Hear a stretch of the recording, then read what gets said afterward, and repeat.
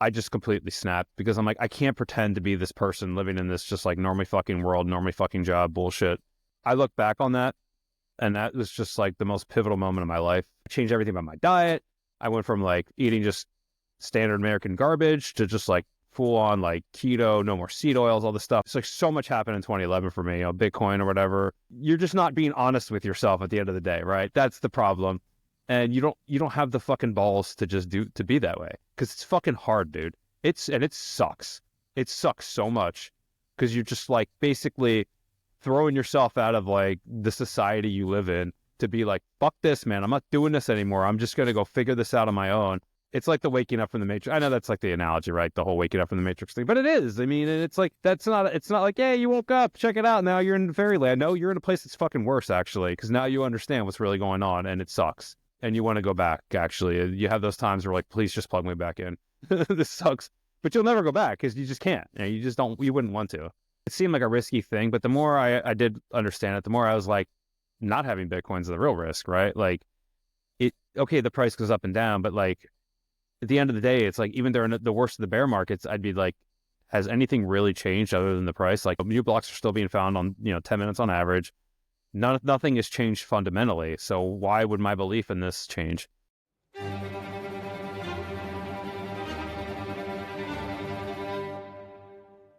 Greetings and salutations, my fellow plebs. My name is Walker, and this is the Bitcoin Podcast. The Bitcoin time chain is 864938, and the value of one Bitcoin is still one Bitcoin. Today's episode is Bitcoin Talk, where I talk with my guest about Bitcoin and whatever else comes up. And today, that guest is Bitcoin OG Mandrik, aka the Baron of Bitcoin Baklava, the Sultan of Sweet, and the Penis of Pastries. He came up with that last one, not me. Mandrik tells the story about how he started selling baklava for Bitcoin back in 2011, and it's honestly just awesome. He also goes into a lot of stories about what it was like to work in the Bitcoin industry back in the early days. But we get into a lot more than that in this episode, including whether we're still early to Bitcoin, circular economies, the vibe shift in Bitcoin, what it would mean for Bitcoin to fail, family and saving for the next generation, orange pilling, how Bitcoin changes you, and a whole lot more. Mandrik is just an awesome dude, and I know you are going to love this episode. Before we dive in, do me a favor and subscribe to the Bitcoin Podcast wherever you're watching or listening. Give the show a boost on Fountain if you find it valuable, and if you're not using Fountain.fm for podcasts, what the hell are you doing? Go check it out. Go to bitcoinpodcast.net for episodes and additional resources. Head to the show notes to grab discount links for my kick-ass sponsor Bitbox and other partners, and send an email to hello@bitcoinpodcast.net if you are interested in sponsoring the Bitcoin Podcast, or if you just want to say hi. Without further ado, let's get into this Bitcoin Talk with Mandrik.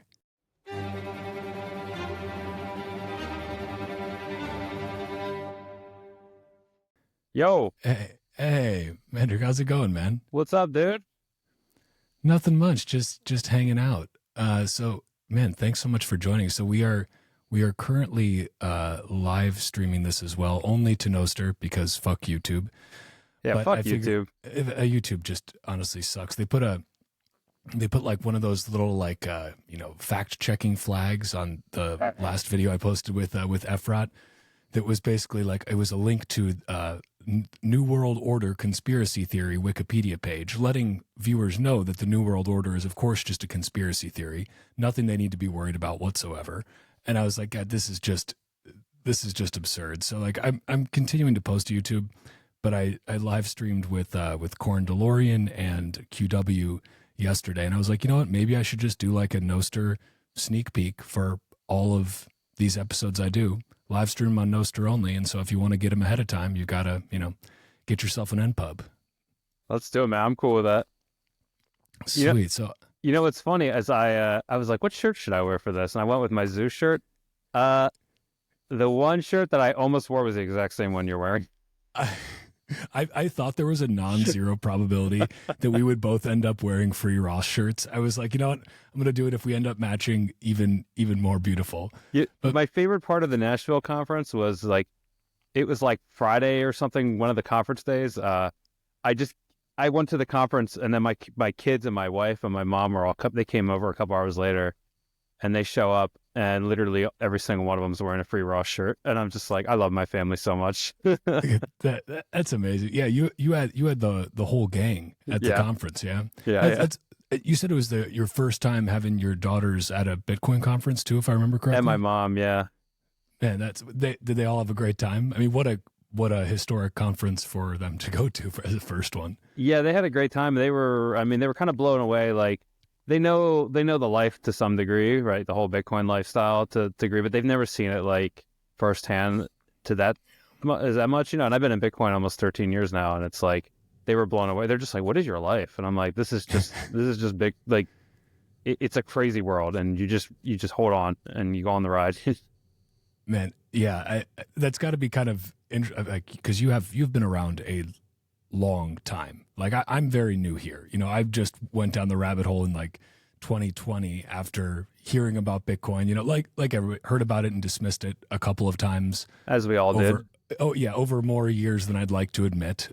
6 years. It was 6 years that it took me from when I first heard about it to actually go down the rabbit hole, which is terribly embarrassing. But I also have empathy for anyone who takes a long time to grok Bitcoin. Like, who am I to judge? It took me a long time, But like I want to talk, like you're kind of a perfect person to talk to about some of those early days, because I feel like we have this view of Bitcoin now, or people just getting into Bitcoin now, like if you just buy your first sats this year in 2024, like you're buying them after the biggest asset managers in the world have set up ETFs.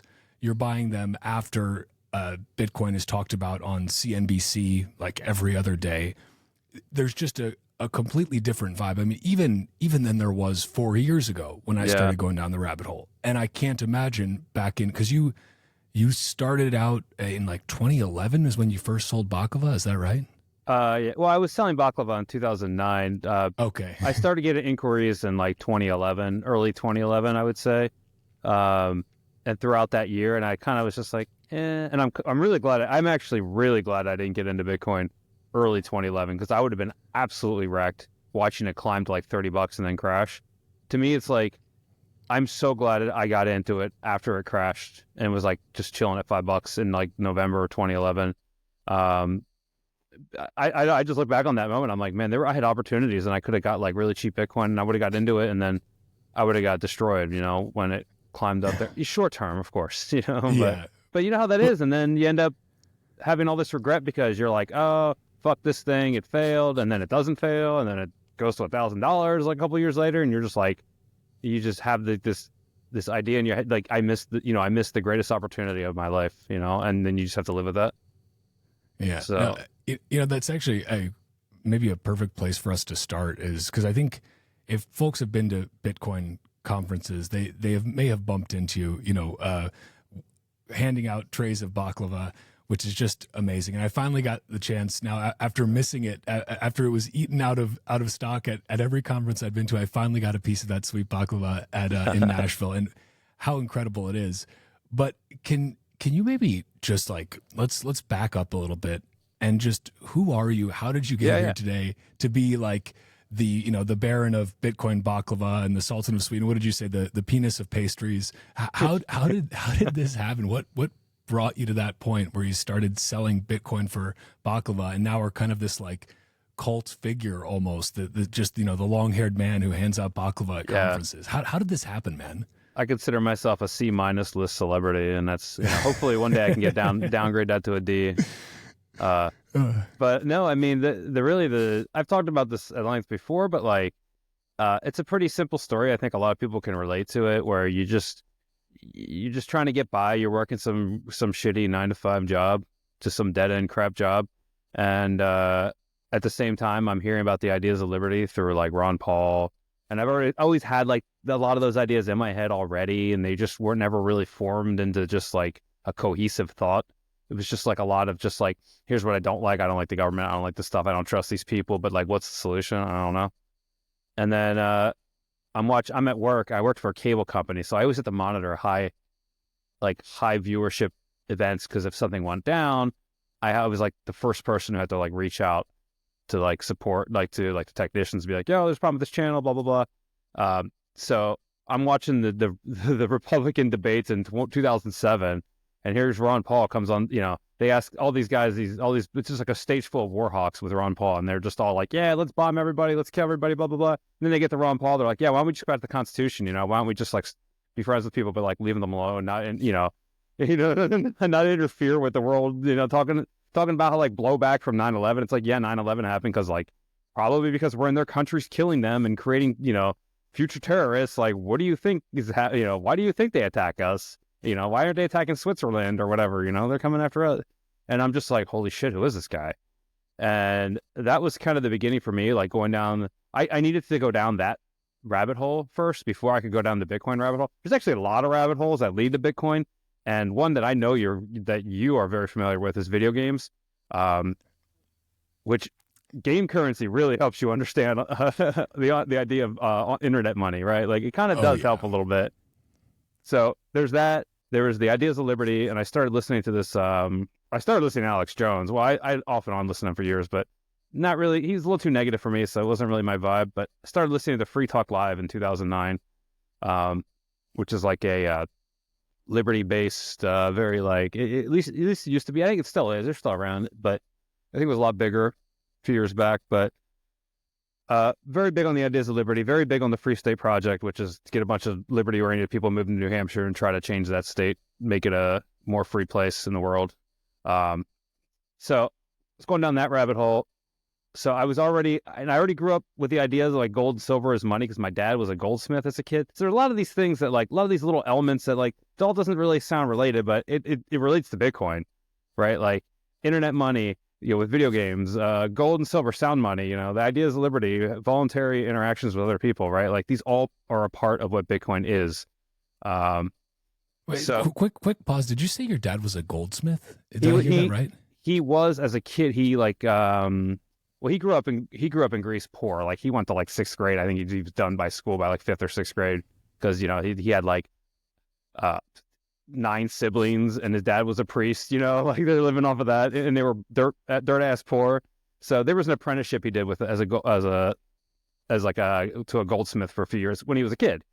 And and so he kind of had the idea of like the value of gold and silver, and he kind of instilled that in me as a kid too. And so I kind of collected some of that like silver, junk quarters, like the 90% silver quarters from 64. I knew about them when I was a little kid because he taught me about them. He ran a restaurant. He owned a diner, like most Greeks who came over to this country. They opened a diner. So he taught me about silver. So I already had a good idea of it, and gold. So it was that really helped. I think all these pieces, without one of those pieces, I don't know if I would have really had like that basic understanding of Bitcoin early on. So, yeah, like as I'm getting into the Ideas of Liberty, I'm trying to think like, what can I do as like a side hustle for like agorism, where I could like start this business outside of the government, don't ask for permission, don't get any food licenses, whatever. And that's what it was. I was like, I'm going to sell baklava on the internet. I'm not going to quit all my jobs. And, I was working at my dad's diner and I was working full time at a cable company, but I was like, I was just going to be like a third job side hustle thing where I'm just going to sell baklava on the internet. So I started doing that, and I was advertising on Free Talk Live, like around holiday seasons, like Christmas and stuff, my busy time, which was really cool. And in early 2011, they had Gavin Andreessen on, who was like one of the OG devs of Bitcoin, who had a falling out, right? He's no longer, he went from hero to villain, right? Like so many people in Bitcoin. But he was on Free Talk Live in like April of 2011 talking about Bitcoin. That was the first time they ever had somebody on that show. And I'd been listening for years at that point. And I heard about it and I'm like, okay, that sounds cool, whatever. But, like everything else, the first time you hear about anything, you're just like, yeah, whatever, it's probably going to get hacked, right? It's like, what is this? Yep. You think you have all the dumb, stupid thoughts that people still have now that are supposedly really intelligent, and they're like, yeah, but has anyone thought about this before? It's like, bro, we've been talking about this for like 10 years. Like, what if the government shuts it down? I bet you didn't think about that. Yeah. It's like, oh, fuck. Ooh, or they're really, but it was started by the CIA. So, and it's like, okay, even if it was, and did you see this slight sidebar? But did you see I don't even know who this guy is, but just like this went somewhat viral on X, but it was like, this guy's like, Bitcoin is clear, or no, he said Satoshi Nakamoto is a Chinese intelligence operation. It's like, okay, bro, they've got a weird, but like, but also they've got a weird way of showing it, if that is the case. Yeah. I mean, like a really weird way, but I digress. Yeah. So like, I hear about that. And then I was starting to get people asking me throughout 2011, I started getting inquiries like, hey, would you take Bitcoin for Baklava? Because they heard my ads on Free Talk Live. And I was like, yeah, maybe. I don't really know how to set this up. This sounds hard. I don't really get it. And it's like, no, all you got to do is, and I'm like, yeah, maybe later. So then I watch it rise over the summer from like, whatever. I was kind of loosely following it. Not really. I'm not going to pretend like I was all into it. I wasn't. So I watched it, but I heard, I saw stories and stuff about climbing to $30 and then it crashes and I was like, oh, it's dead. Okay, cool. Not cool, but I was just like, whatever, like who cares? But then it didn't really die, I guess. And people kept messaging me and asking me about it. And I was just like, I already take like gold, silver. I'll take like silver for Baklava. I'll take whatever, pretty much whatever. Like I like trading. Trading's a lot of fun, like it's like, hey, it's not dollars. So I started like warming up to it, and Roger Ver reached out, and I had already known Roger Ver at that point because he was a big sponsor of. I mean, you look at what Roger invested in all these early Bitcoin companies. He had done so much to support so many like freedom-oriented Bitcoin podcasts. We're talking about podcasts that had like 100 listeners. He was like donating to them and stuff like that. Like he was and like if you ever hung out with Roger back in the day, he was listening to them constantly. Like there was never any music. It was always like Free Talk Live or some other Liberty-themed podcast. That's just how he was. So he heard my advertisement. And he's like, hey, I want to buy a pan of baklava, ship it to my company in LA. And he's like, and I want to pay you Bitcoin. And I was like, okay, fine. Roger, sure. Because I'd interacted with him a few times with some other stuff. So I was like, okay, this is the first time we interacted specifically about Bitcoin. And I was like, sure, I'll do it. So he was like, yeah, just set up a Mt. Gox account and I'll send you the Bitcoin. So I was like, sure, Mt. Gox, that sounds great. What could go wrong? So yeah, that was my initial intro to Bitcoin, like where I actually had some. And then he also was sending Casasius rounds to people. I was living in New Hampshire at the time for the Free State Project. I was all in, right? Like I'm just like, fuck it, let's go, Liberty Movement. It was the end of 2011. I got laid off. I was going through a divorce. I was just like fully committed to like this idea of, and like I want to be an agrist where I'm just like earning all my income outside of the government, blah, blah, blah, not going to pay taxes. Well, yeah, you're not going to pay taxes anyways because I wasn't making any money. So, it's really easy to not have to pay taxes. It's really easy when you're poor. Got him. Yeah, you got you. Yeah, so it was like, it was cool, like kind of living on principled ideas, but like it gets a little complicated, right? But yeah, I started getting into Bitcoin. He was mailing Casasius rounds to Free Talk Live Studio, though, at the same time, just to give out to people. And I remember he gave all the co-hosts, like, the 25 Bitcoin Casasius rounds, and then, like, just rolls of, like, the single 1 Bitcoin Casasius rounds. At the time, were, like, $5 each. And just, I remember someone giving me a roll, and it's like, here, one of the co-hosts, like, go hand these out to people next door. And I was like, oh, yeah, sure, okay. And, I'm just giving them out. I'm like, here you go. And then the next day I'm selling sandwiches at the same place, and they're all just giving them back to me for a $5 sandwich because they're like, wait, cool, free sandwich. Can you, for anyone who is not familiar with that particular part of Bitcoin lore, can you explain these coins? Yeah, I was going to get into that. Casasius rounds were the OG physical Bitcoin, where this guy, Mike Caldwell, I still call him the most trusted name in Bitcoin because he still hasn't somehow redeemed, he printed out all these little private keys on these little stickers, and he put them on these brass coins called Casasius rounds, and they're really cool. I got one right here. You see, kind of, there's one right there. It's a redeemed one on my wall. You can kind of see it right awesome. there.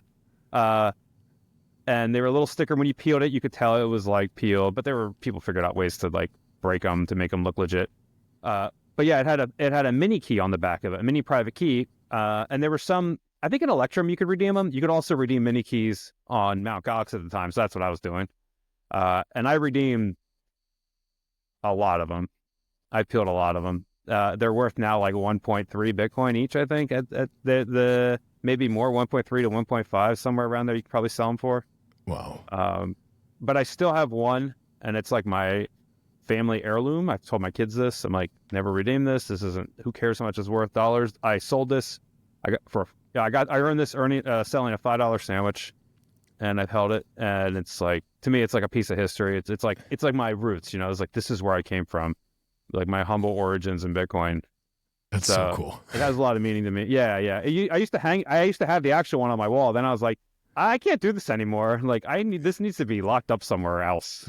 Yeah, that's like a very expensive piece of wall decoration. Yeah. Like maybe a little bit too pricey to just leave hanging there. Yeah, I mean, if this was the real original Times, that would be worth a hell of a lot more. This is just a print, so I can hang that on the wall. No, these are all prints, like prints, whatever, right? Like I don't have really anything of great value on the wall other than like my OG block clock, which is really it's like a piece of art itself.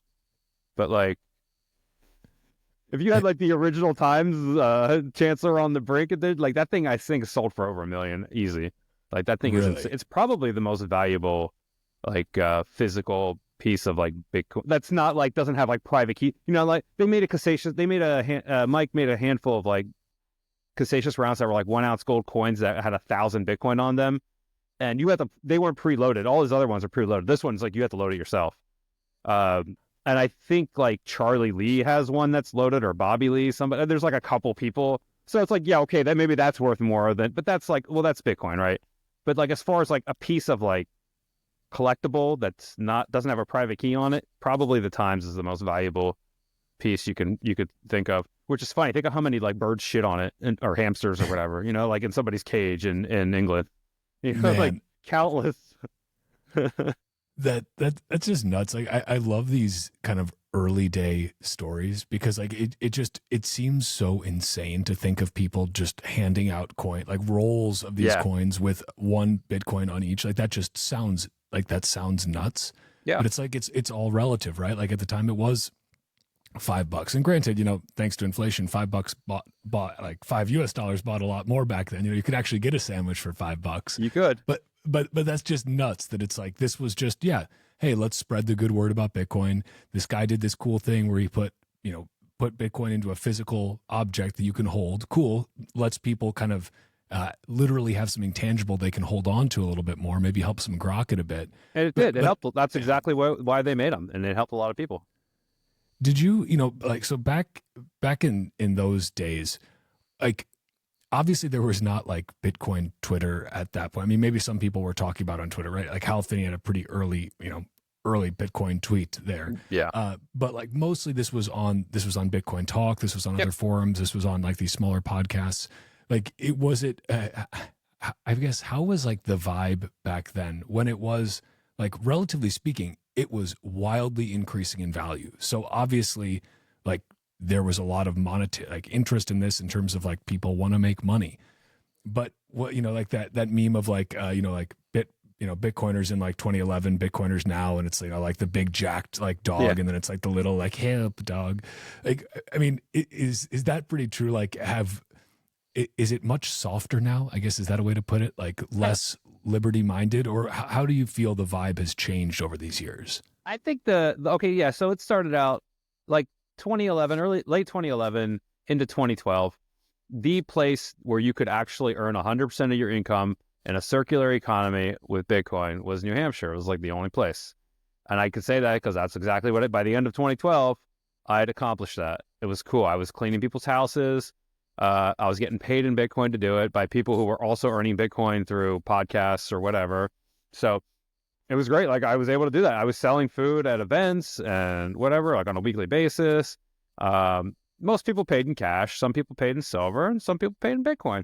So it was kind of cool. Like 2012, Bitcoin was a very liberty oriented thing. And it was like a bear market for half the year. The price was like $5. Summertime, it jumped up to like 7, 8. By the end, it was like getting close to $20 or something, 20, 30. And then by the start of 2013, 2013 was like such a huge bull market. I mean, we saw it go to like 266 in April and then $1,000 by the end of the year. But yeah, like that run up, I remember I started working for BitInstant, which was like one of the very early ways to buy Bitcoin it was like no KYC, you paid in cash, you go to a drugstore, they had like those red MoneyGram phones, and you would MoneyGram money to this company ZipZap. Once they received it, they told BitInstant we got it, and then we sent the people the Bitcoin. And you could buy it for like $300 at a time, no KYC. It was great. It was awesome. And then regulators cracked down on it by the mid 2013, but it was a cool service. And I feel like so honored to have been a part of that. You can actually see, if you ever watch the documentary, The Rise and Rise of Bitcoin, it was like the first Bitcoin documentary. They're filming in there, and I'm in there briefly. You can see me in the documentary. It was a cool time. That was run by Charlie Shrem. Just a really, really cool early Bitcoin company. But like I was in New York I was working remote mostly, but there was a couple weeks there, like when they were filming, Charlie's like, hey, let's get everybody in the office. So I was in the city and I went to a Bitcoin meetup. And this was like right when the whole thing was Cyprus and like the government taking money from bank, like that whole thing was going down in like March 2013, and Bitcoin was blowing up, like really popping off. And it was that run up to 266. I was in the New York City office at the time. The film crew was there. It was just like so much hype. And I went to a Bitcoin meetup in town. While I was there, I was like, why the hell not? What else am I going to do other than just work the whole time? So I go to this meetup and I start talking to people and I'm like, yeah. And I'm there like 10, 15 minutes and I'm like, holy shit, this is not a room full of ANCAPs. And I was just like, what is going on? It was the weirdest experience. It was my first time at a Bitcoin thing where I'm like, it's not liberty oriented people. These are people who are like, they just want to make money or they have like different ideas. And my initial reaction wasn't like, oh, the heart of Bitcoin, what it's supposed to be about is dead. I kind of started to realize, I'm like, there's just going to be some people that get into Bitcoin that I'm not going to agree with, right? Like, and I kind of already understood that from living in New Hampshire, where it's like, oh, you're going to move to New Hampshire, you're going to live with all these liberty-oriented people, they're all going to be your best friends. No, it's like, okay, cool, yeah, we like the same things, like we have the same kind of philosophical beliefs, but you're still a fucking asshole, right? There's still plenty of that. You're not going to just be friends with everybody. It's like, just imagine now, you're going to be friends with everybody because they're into Bitcoin. It's stupid. So I kind of have already gone through that where I'm like, just because these people like a thing I like doesn't mean we're going to be best friends, and that's okay. So I kind of just like went with that. Now it's kind of just understood, right? Like we say like, oh, Bitcoin's for enemies, right? That's just, yep. But back then it was a little weird. So there are a lot of people even today, they're like, oh, the idea of Bitcoin, using it as money or whatever, that's dead. You can't do that anymore. It's been co-opted, whatever. And it's like, yeah, there are people that you disagree with and don't like that are using it in ways that you don't like. But you know what? You could still use Bitcoin how you want to. That's not, and you can still have those. It still works, right? As long as that still is a thing, as long as you can still use Bitcoin for the transactions they say you're not allowed to do, it hasn't failed. Once that happens, once it's like, oh, you can't use Bitcoin anymore for the illegal stuff or whatever, then I would consider it a failure. But it's still just as strong. Like if you're very liberty oriented, whatever you want Bitcoin to be, it could still be that, right? Like from that point of view, there's just a lot more people who they don't care about that, and that's not why they're here. They're fine with custodial whatever, and they love Kamala Harris or whatever, and like, okay, you just have to accept that. That's the reality. Wherever you are in your Bitcoin journey, you know that it's all about doing the work. No one can go down the rabbit hole for you, and sometimes that's kind of scary. But that's why you should go to bitbox.swiss/walker and use the promo code WALKER for 5% off the easy-to-use, fully open-source, Bitcoin-only BitBox02 hardware wallet. Then do the work to get your Bitcoin off the exchange and into your own self-custody. The Bitbox team is awesome. They build easy-to-use, secure, open-source solutions to keep your Bitcoin safe. And not only is the Bitcoin in your Bitbox safe from government confiscation, but Bitbox is one of the only 2 wallets to actually address the dark Skippy vulnerability, so you are in luck. Plus, and I cannot emphasize this part enough, the BitBox02 is just easy as hell to use. Whether you are brand new to Bitcoin and this is your very first time ever setting up a hardware wallet, or you are a well-seasoned psychopath, it is Bitcoin only. And again, it is fully open source. You can head to their GitHub and verify that for yourself. Don't trust me or Bitbox. When you go to bitbox.swiss/walker and use the promo code WALKER, not only do you get 5% off, but you also help support this fucking podcast. So thank you.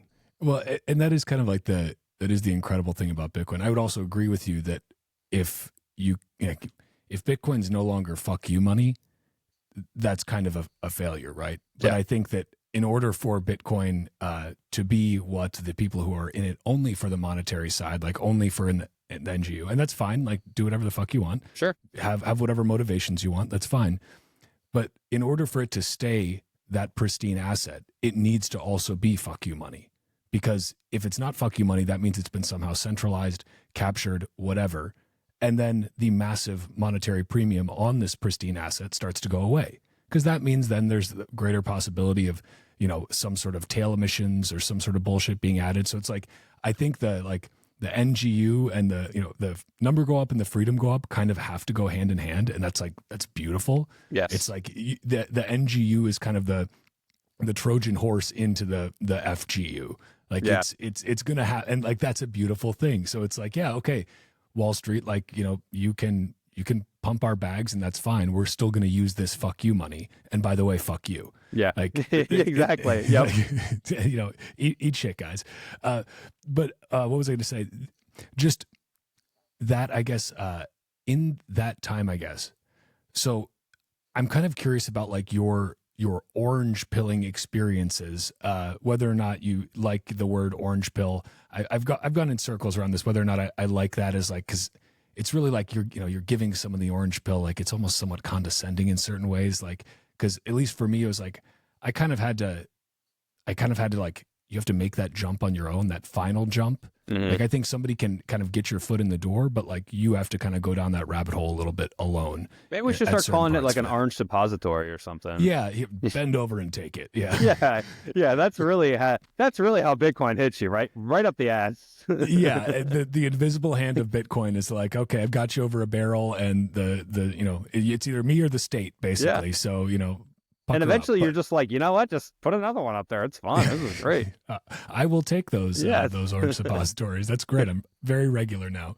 But, you know, so like, do you still, or in that time, did you try to like quote orange pill or orange suppository people a lot? And do you still do that to the same extent that you did? Or has it changed for you in a way just because of the place we're at in the adoption curve? So I think everybody goes through this. When you get into Bitcoin, you go through that phase where you're just like, I'm never going to stop talking about this thing. You become like the horse people, you know, where they just never shut up about horses. The only people worse than Bitcoiners are probably pilots, as somebody's gone through flight school. So like I was at a Bitcoin meetup once, a very small one. There was like 9 of us. And I started talking about flight school at the time when I was flying. And like it turned out like there were 4 other pilots. We overtook it. There were more pilots there than Bitcoiners, and we just turned into a aviation meetup. And I was like, oh my god, I found a group worse than Bitcoiners. But yeah, amazing. In general, Bitcoiners are pretty bad. They do not, especially the early days. They do not shut the fuck up about Bitcoin. And man, we get pretty loud about it, especially with the friends and loved ones. We've all been there, I think, to some degree. And yeah, early on, it's all I wanted to talk about. And I was already big on like the liberty movement stuff. So I wouldn't shut the hell up about that. And then you throw in the Bitcoin stuff, right? And I tell you, when it was a bear market, people would just be like, you're an idiot. You're going to lose all your money. And then 2013 hits, you know, because 2012, Thanksgiving, stuff like that. I remember getting arguments with cousins and people are just like, what the hell are you doing? Like, you have a like you're just complete dumbass. Like you're just going to ruin your whole life and ruin the lives of kids and all, and it's like, and then 2013 hits and the price goes up, right? And so many people are just like, holy shit, you're a genius. How can I make all this money? What's the next coin, right? That's what it would start too, is like, what's the ICOs 2014, right? All that shit. Eventually, like 20, or like later on, like 2016, 17, whatever. But that's how the cycles would be. So you get, the price would go up, then it would crash, and it's like, oh, I'm an idiot again, right? I'm the stupid cousin. I'm the dumbass, whatever. Even though the price is higher than what it was a few years ago when I was talking about it, even in the bear market, but whatever, that's irrelevant. I'm a dumbass.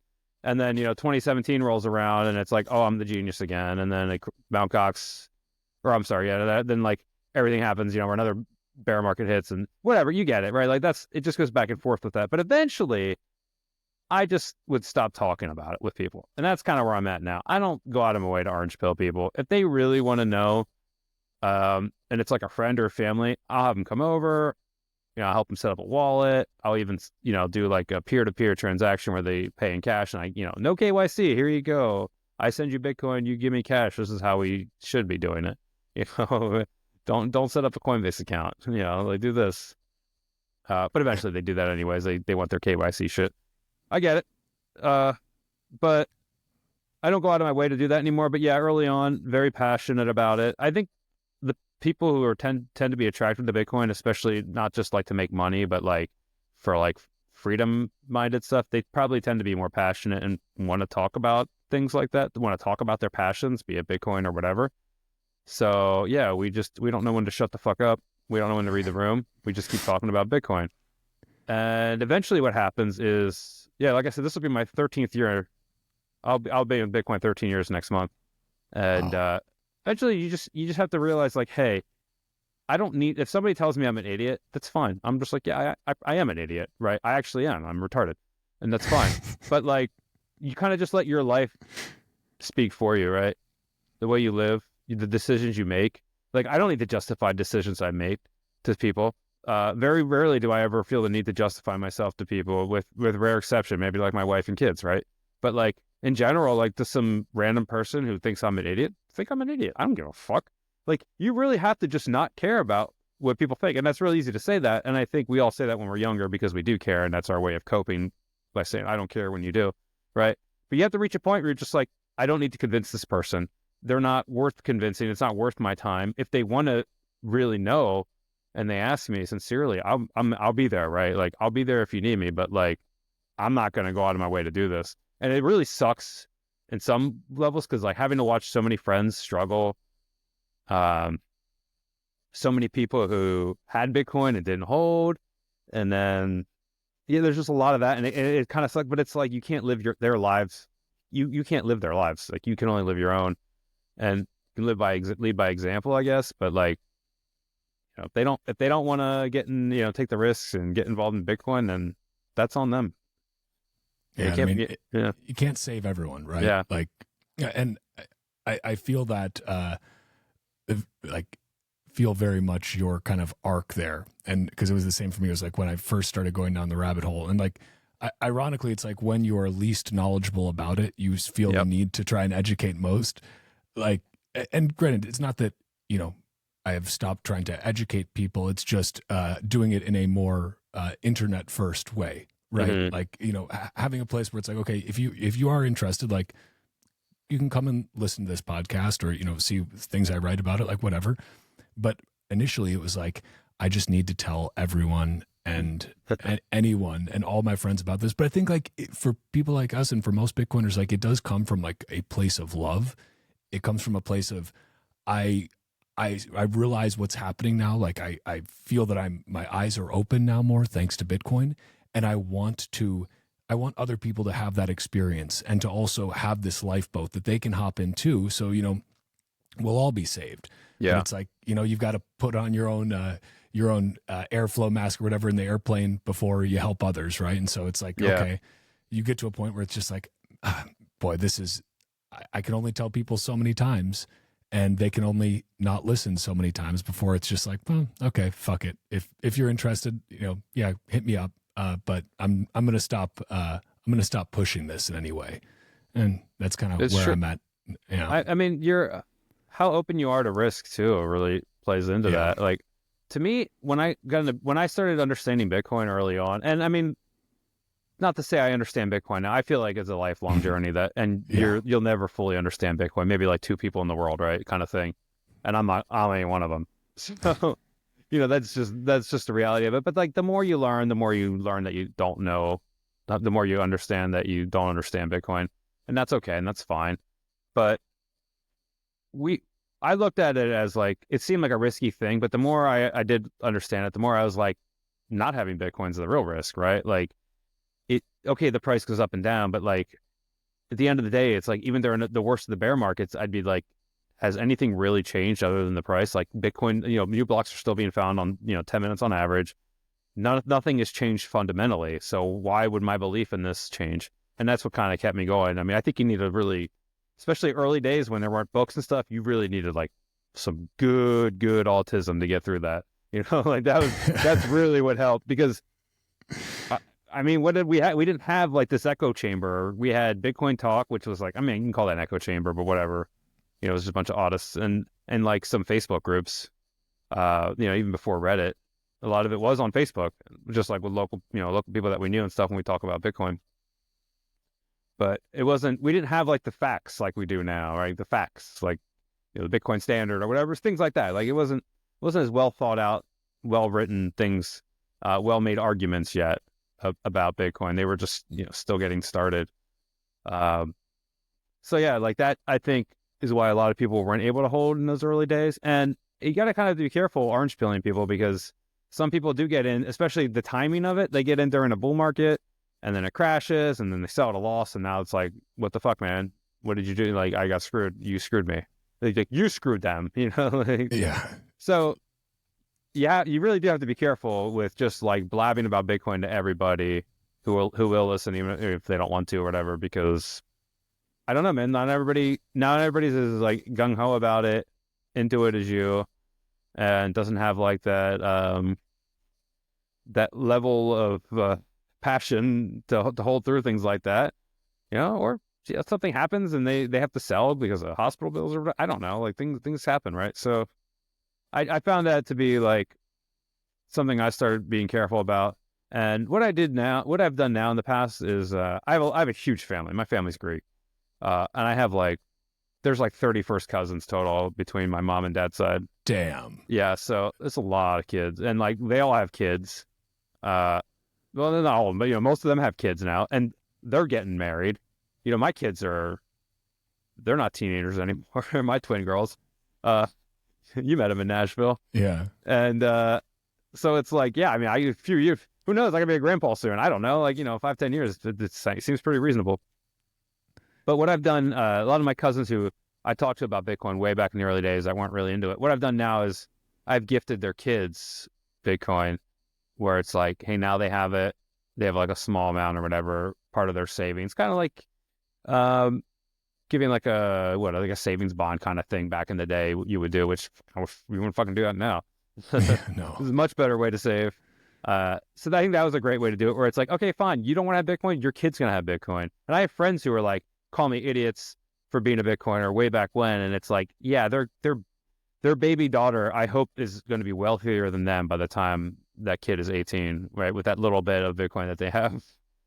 That'd be hilarious, I think that's a great way to do it, though. It's listen, you can't turn down a nice gift for your kid. You could do whatever you want, parents. Still, think I'm an idiot, but hey, your kid is getting this, and they're not going to touch it for however many years, and by that time, it's going to give them a heck of a lot more purchasing power than it does right now. I think that's a beautiful way to do it, and yeah, delicious irony of this kid has this little gift now that turns into something that is worth a heck of a lot more in 10, 15, 20 years. Yeah. It's kind of beautiful. Yeah, and then I get to call them up one day and be like, haha, who's the dumbass now? Told I mean, you yeah, so. it's their kid with it, and you trust them that they're not going to steal from their kid, but I would hope not. But yeah. but yeah, also with more with closer relatives like my mom, my sister, my dad, my parents, my sister, I would just hold for them, set up accounts for them. Or in my mom's case, back in 2012, 2013, we had a family phone plan, and I was on her plan, and I would just give her cash for my portion of it. I would just give her 6 months at a time. And I remember in 2013, I was like, hey, can I just pay you in Bitcoin? Because that's how I'm earning my salary. And she's like, okay, I guess, whatever. And I was like, okay, cool. I'll pay you in Bitcoin. So I paid her in Bitcoin, and then she's like, what do I do with this? I'm like, that's the thing, nothing. I'm not going to let you I didn't even give her the keys. I was just like, here you go, I'm paying you in Bitcoin. By the way, now you have to hold this, and you don't get to do anything with it. So I was paying this phone bill for a few years before I got my own plan. And then any other time something came up with something with my kids or whatever, and I had to give her money for something, I would just give her Bitcoin. So she just had this little stash. And then eventually she started buying some on her own, just doing just a little DCAing, dollar cost averaging, just buying some here and there, maybe $50 at a time or something. And then she really started getting into it, especially during bear markets, when she'd see the price crash, and she'd be texting me oh, we just got to this low, the first, lowest it's been in 6 months. I got to buy some. I was going to, save for this vacation, but screw it. I just got to put this money into Bitcoin. And I'm like, cool. And she retired eventually, a few years back. And now her Bitcoin holdings are worth more than her 401k at a job she worked at for 30 some years, and it's so cool. And now she's started cashing it out this year. It's not a lot, but it's enough where they have a retirement home in Florida. It's where they've always wanted to live. And my mom and dad are so happy there. And it's this nice little it's this tiny little house they bought in early 2000s. So it was pretty cheap. And now they've just doubled the size of it through Bitcoin. And it's like, hey, what else you want to, like, what is the point of holding if you like, they don't need to take it to the grave. They don't need to give it to me, right? Like, I'm so happy for them. Like, you now have this house that's like so cool. It's big enough now where my kids can come down there. They have their own bedroom, their own bathroom. You have a sunroom. You have all these extra things that you wanted. And it's like, yeah, you weren't able to do that if it wasn't for Bitcoin. And to me, it's like, that's so cool that happened, all because, just some little bills here and there. So I mean, I love that. Yeah. Well, it's like, it goes back to too, kind of like this power of dollar cost averaging. Like if I do now, like if, I've started to have a couple of friends who like reached out again, once price starts going back up a little bit, people like come out of the woodwork and they're like, you still into that Bitcoin thing? Yep. It's like, yeah. Like that cute little hobby you have, that weird nerd hobby. But I just like, do what it won't tell you what to do with your money, but what I do is I buy a little bit every day. I buy a couple bucks worth, and it's the safest way to do it. Yeah, because then they're also not going to get like, you don't know, like if you tell somebody like, yeah, you should check out Bitcoin, they're like, okay, I aped in right here at this cycle top. You're like, oh no, maybe you should have not have done that right now, because you're gonna, like you said, you're gonna, we're gonna go down a lot, and you're gonna hate me for a while. It's gonna hurt.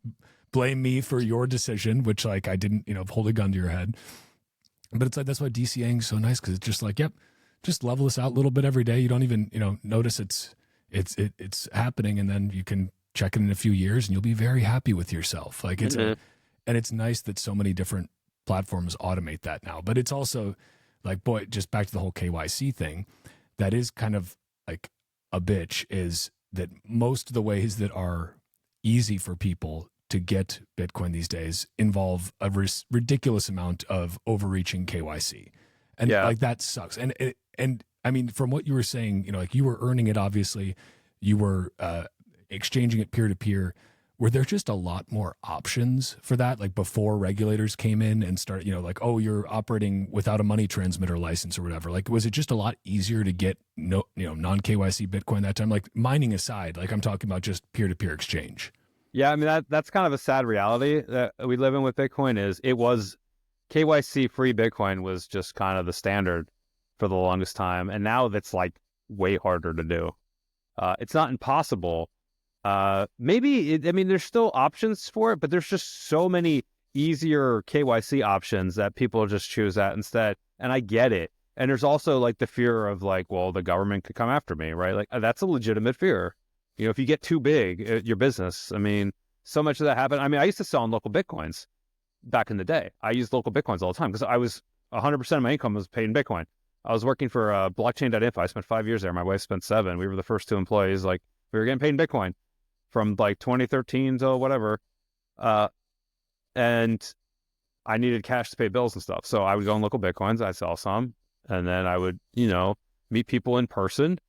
They'd give me cash. I would just go to like Starbucks or whatever. You go to like a public place. It's like that scene in Breaking Bad where they meet in the dump or whatever. And they're like, why don't we just go to the mall? Because it's like, yeah, go to a place where there's a ton of people, of course, especially sometimes, somebody, I'd always cap it at a certain, like, I wouldn't do more than like $1,000 or something. Cause it's like, I don't know these people. And if anyone ever said like, oh, I can't wait to buy drugs on Silk Road, I'm like, this sounds like a setup. I'm out. Cause like, you have to be really careful. People got busted for that where, the buyer said they were going to do something illegal with it. And then the seller still took their money. And then it's like, it was actually a cop or something. There's just weird stories like that. But fucking entrapment. Like, I dude, don't know. It's so bad. It's so just bad. absurd. Yeah. Like it is insane. So there's even by the last few years that local Bitcoin was still easy to use without KYC, before that whole way of buying and selling Bitcoin got pretty much shut down. There was still a lot of concern. Not just like you're meeting people in person, you got to be careful, but like government stuff. Even though you're not committing, there's no crime. It's not illegal, by the way. You can just like, if you were here right now, if we were in person, I could just sell you Bitcoin for cash. We're not breaking any laws, but they don't want you to do that, and they'll make you look like a criminal, right? And just speaking of Silk Road days and making people look like criminals, like you saw these examples being made, like Ross, where it's like, all sorts of ridiculous. Like you still see people who, like, if you post about Ross, will be like, yeah, but he was hiring hitmen and all this stuff. And it's like, oh, are you talking about the entrapment? Like, that he was also not charged for? But you give somebody 2 life sentences in 40 years without the chance of parole for creating an open marketplace on the internet, which is just like, it's just insane. It's sickening. Insane. Like, and what he just finished, this will be his 12th year now. Like, yeah. I mean, it's so gross that even I'm like, fine, I'll vote for Trump. Like, as gross as that is, you know, I'm like, I'm just going to be like, whatever, just, okay, fine. Like, whatever. Because, man, that's like, look, Walker, if you're in prison for life, like, if that's you or anybody I know who's a friend or whatever, like, and they're in that same situation, I'll just vote for the guy that I don't really care for, because it's like, okay, now you have a greater than 0% chance of being free. Because right now you have a 0% chance. So... yeah, I know you're not a big politics guy. Neither of us is a politics guy. Well, no, I honestly, when I saw you post about that, like, I was like, damn, okay, because I know that you're, you know, not usually the, you know, you rah politics type. No, it is like, Ross very much deserves to be free. There's really, I mean, let's be honest, there's no chance I'm going to vote for Kamala. So right. know, like if I do vote, I mean, I also I'm in Illinois, so my vote's basically like a Californian vote. Yeah, like, yeah. It doesn't matter very much.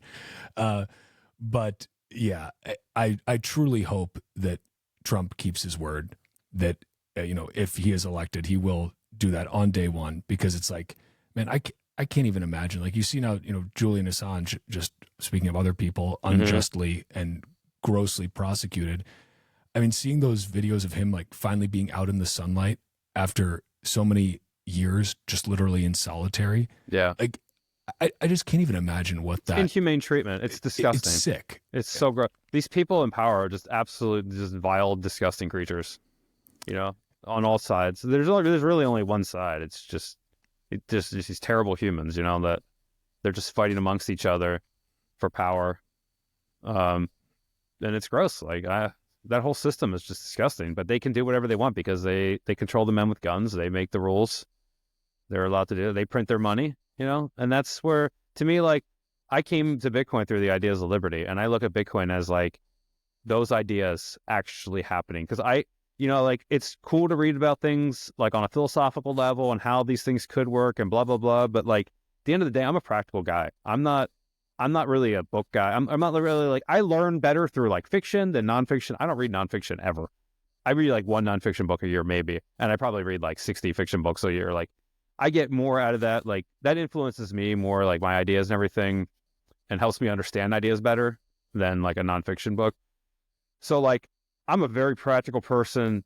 I need to see things working to really be like, okay, you can have these ideas. I mean, like, I call myself an ANCAP at heart, but I'm like, yeah, a lot of it's just philosophical shit. Like, I don't know, like, how would some of this shit work in reality? Whatever. I don't really care, like, to sit there and dwell on it too much. To me, it seems pointless. I just want to see, like, I want to see things working.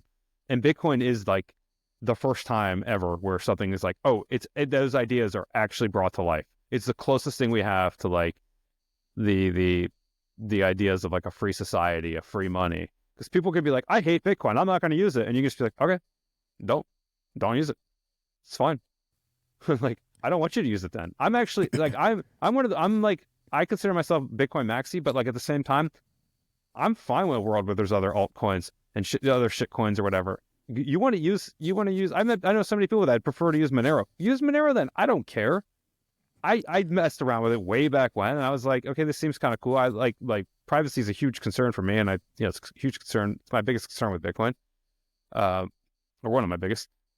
And like, if you want to use Monero, fine. I don't care. Like, go ahead. Like, you should be able to freely use that if you want to. And I might think it's stupid. I'm not going to use it, but like, you should have that freedom to do that. I don't want to be in a world where your only choice is Bitcoin. That kind of sounds dystopian to me. Like, yeah. You know? Well, yeah, there's I think just like back to what you said about like a practical solution, right? I think that is the beauty of Bitcoin, because so many, and I think this is why you see so many people, you see so much nihilism and negativity and despair in so many corners of the world.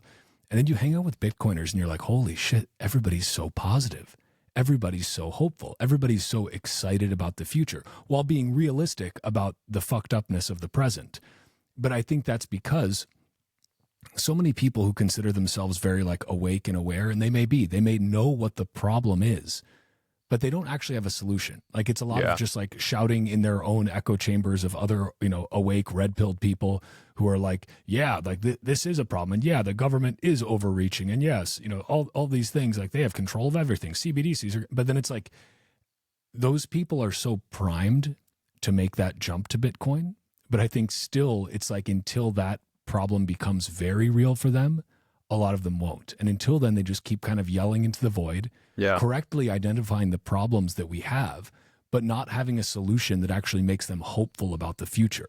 Dude, that's exactly the big thing, right? That's exactly what happened to me in 2011. I just snapped. I was like, I can't pretend. I can't be this like normal, just like pretending to live in normal world thing anymore. Like everything I was feeling in my brain just had to come out. And anyone who knew me pre 2011,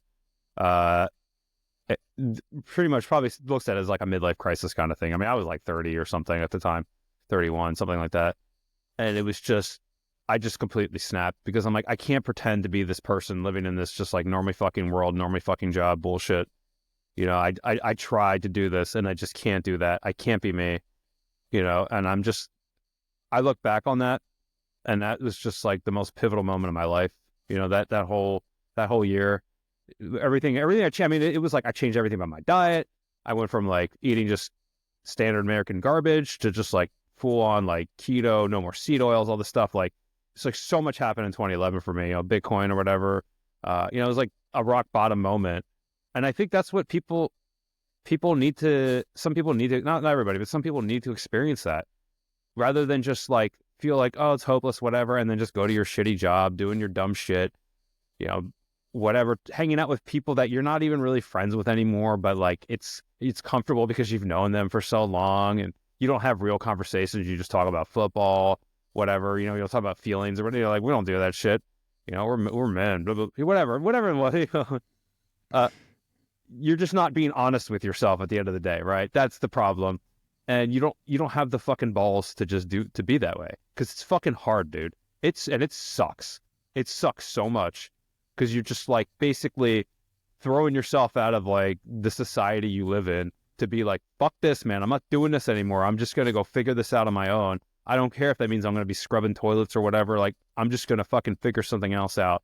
I got to get out of this, right? Like, it's like the waking up from the Matrix. I know that's like the analogy, right? The whole waking up from the Matrix thing, but it is. I mean, it's like, it's not like, hey, you woke up, check it out. Now you're in fairyland. No, you're in a place that's fucking worse, actually, because now you understand what's really going on and it sucks. And you want to go back, actually. You have those times where like, please just plug me back in. This sucks. But you'll never go back because you just can't. You just don't, you wouldn't want to. But it is hard. It's a fitting analogy though, right? It like is. The real world, like, oh wow, like you're unplugged and this kind of sucks. Like, this is pretty fucked up, huh? Like, it was nicer back there with my steak that tastes just like steak and my, cozy bed that feels just like a bed. But it's like out here, it's wild. Like, but Bitcoin's like a thing that like is so much of, and it's true. Like when you go to conferences and you meet Bitcoiners, I love going to these things because like I love being irrelevant now. Like I tell this to Bitcoiners all the time. I'm like, embrace irrelevance when you get to that point in your life, and you're especially people that are like A-listers right now or B-listers, where like you, right? Like I'd put you somewhere between A and B. A minus maybe. Yeah, probably. Yeah, I mean, like you and your wife, you guys really blew up. I mean, you guys, host the big events and stuff. We did not plan this. I'll say that. Nobody plans it. It just, but you bust your ass, and but I mean, right place, right time, but also great work ethic and whatever. I mean, you build it, right? And that's awesome. Good for you.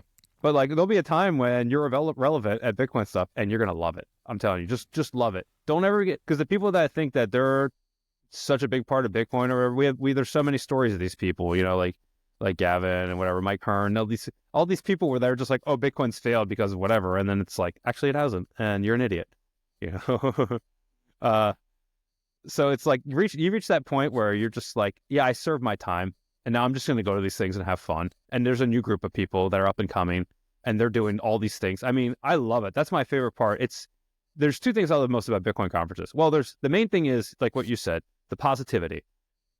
We all know how fucked everything is, but I've never been more positive in life ever than I am when I'm Bitcoiners, because it's like so many people are building in many different ways, whether it's like building on Bitcoin, building families, that are like, not just like anybody can have kid, right? But like building real family, like where like things are really important and like focusing on that and to be better. Like we all fuck up. We're all gonna make mistakes raising kids, right? Like, we're human beings, but like focusing on how to be the best dad possible, best mom possible, how to give your kids the best food possible. All those things, so important. There's so many more things to it than just, hold Bitcoin, right? There's so much more to it than that. But then there's so that's like the main thing I love. And that comes from people that have been in Bitcoin a long time, people who are just getting in. But I love going to see my friends that have been around for a long time. It's always nice catching up, seeing people that, I've known for a long ass time in Bitcoin, even some I've known since before Bitcoin that we've been friends, and they're Bitcoiners. And then I also love seeing the new people that are so excited. That's probably my most favorite thing. Like, especially, like, I remember when I met you, when you were just, you and your wife, when you guys were just getting into Bitcoin. And I love that energy and that like, you just want to do so much. Like, you're just trying to do so much to have it be a part of your life. And I can relate to that as someone who went through that. You'll go through burnout then. That's the reality. But that comes later. At least maybe not for everybody. It did for me. But no, we definitely had some, like, after doing like a really intense conference circuit, like what in 2022 we did a lot of conferences, and like, it's awesome, but man, do you just get wiped. Like unbelievable. Like, you're like charged up at the conference, but then afterwards you're just like 1,000-mile stare. Just it's a weird place where you're burning out and you're overextending yourself, but there's literally nothing else in the world you want to do. You just wake up and you're like, it's a weird spot to be in, because it was the same thing for my wife and I working together at a Bitcoin startup, where it's like every day, it was just 24/7. It was our life. We were doing all the customer service stuff for blockchain.info back in the day. And like, we'd go on vacation and we're just working. We do stuff on vacation, but then it's like, okay, let's go back and get the work done. And it was just, but that's what we wanted to do. But then, like, when we both stopped, I needed like a year to get over the burnout. She worked even longer than I did. She was there 7 years. I was there 5. I was like, fuck this. She was there 7, and she needed like a year and a half, almost 2 years, just to not feel burned out anymore. It's just nuts, dude. But it's a wild ride, and it's such a great feeling. And I love that energy that people have, and I love the ideas that people bring. I've just seen so many people come in. Like, I remember seeing like Lynn Alden when she just started popping up in Bitcoin, and I'm just like, oh my God, this woman is just incredible. Like, she's just the best, right? Like, I love it. But then I also just like meet people that are just like, yeah, I'm a rancher and I'm in the Bitcoin and blah, blah, blah. And I'm like, this is so cool. Those are the people that excite me the most. It's not the Michael Saylors. It's the people, just normal ass people, I don't get excited about billionaires or whatever. Like, it doesn't really do anything for me. I'm really into like the thousandaires that are getting into Bitcoin, like that to me. Like, I love that energy. Because I feel like they're risking more. They have more to lose. If Bitcoin goes to zero, Michael Saylor's probably going to be okay. Let's be real. Even though he holds as much as he holds, he's probably fine. Bitcoin goes to zero, a lot of us are going to be working at McDonald's, That's the reality. It's true. If we're lucky.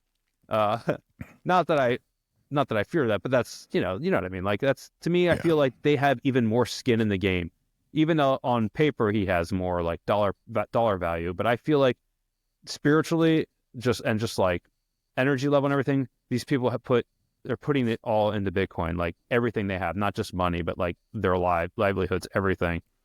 And I respect that. Like, I love being around people like that. It's like a really cool thing. And it's contagious. You come home from these conferences, and my mom and my kids, man, they've never gone to one of these things. They didn't know what to expect. And my kids are like, yeah, I'll go one day, and then whatever. I'm just going to hang around Nashville. And every day they just got FOMO, and they're like, yeah, we're coming up. We're coming to the conference now. We're getting an Uber. We're on our way. And I'm like, okay, you want to come again? Cool. That's awesome. And they just had that FOMO, man. Even they're not hardcore Bitcoiners, because the hardest people to orange pill are the people that are closest to you. But they all get it. Like, my mom especially, because like I said, she was stagnant. But like with your kids, it's different.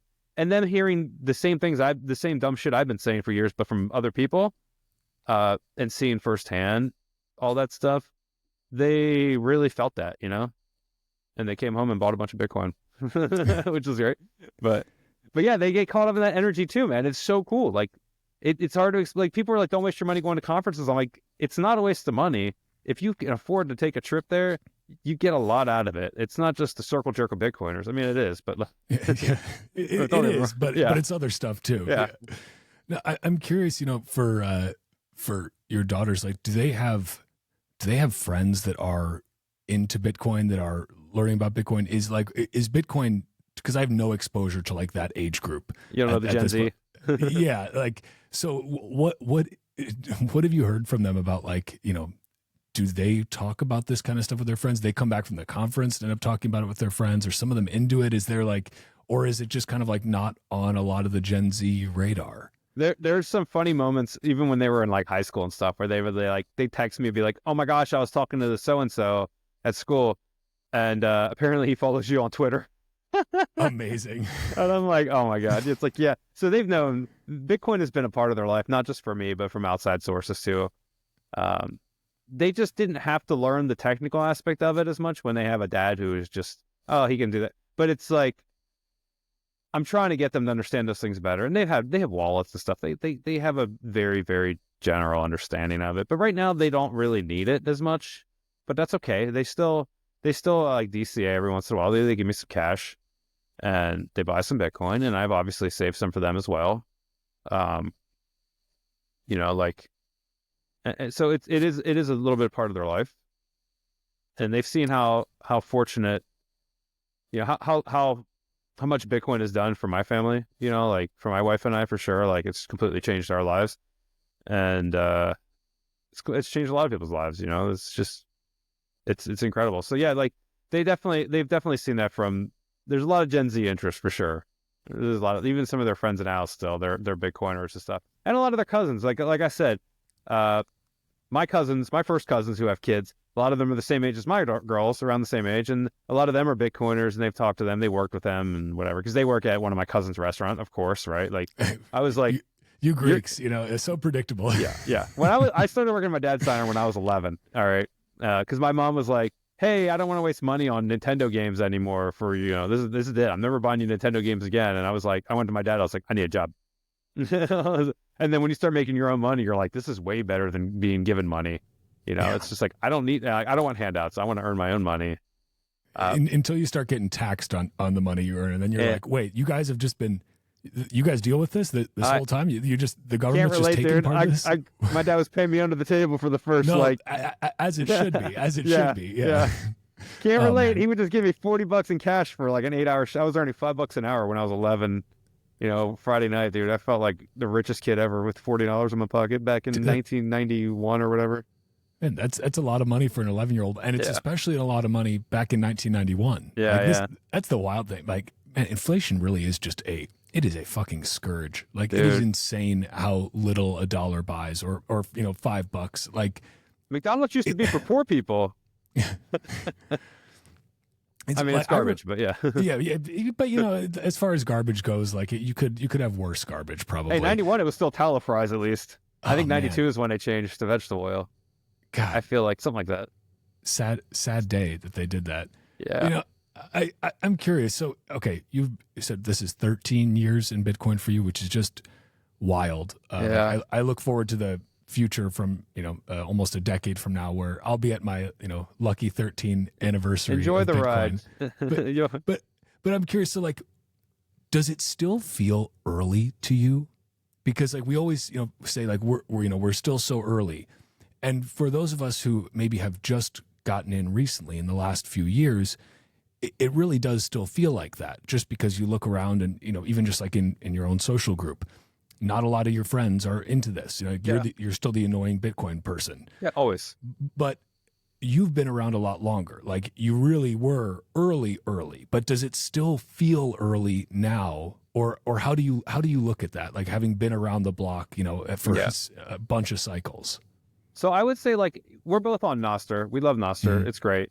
What Nostr feels like right now is kind of like how Bitcoin felt early, like 2011, 2012. It still kind of has that vibe to it, I think, because Noster's really early, right? Like, and it's not the same as Bitcoin, right? They're two different things, of course, but it's similar in the ideas of, like, the whole idea of, like, freedom of speech, right? Bitcoin is like freedom money. Nostr is like freedom voice or what. I don't know. Like, it's a part of that whole subset.